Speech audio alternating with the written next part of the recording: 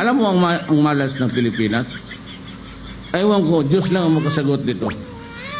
Ang Indonesia may oil. Brunei may oil. Ang Malaysia may oil. Tayo wala.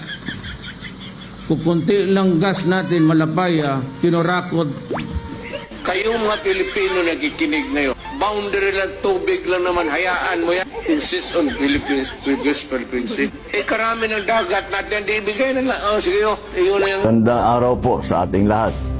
I am pleased to inform everyone that for the first time in over a decade, a significant natural gas discovery has been made. The discovered reservoir called Malampaya East 1 or MAE-1 is located about 5 kilometers east of the existing Malampaya field. The MAE-1 is estimated to contain around 98 billion cubic feet of gas in place.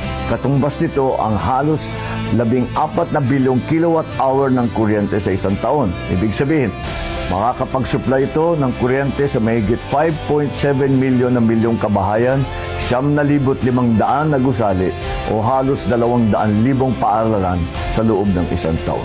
This helps Malampaya's contribution and strengthens our domestic gas supply for many years to come. Initial testing showed that the well flowed at 60 million cubic feet per day. This indicates that the well has the potential to produce even more, confirming it is a high productivity resource comparable to the original Malampaya wells. Aside from the natural gas, the discovery also includes condensate, which is a high-value liquid fuel. This additional resource can help support the government's efforts for the stabilization of our power supply. Ipinagmamalaki rin natin na Pilipino ang nanguna sa drilling na ito.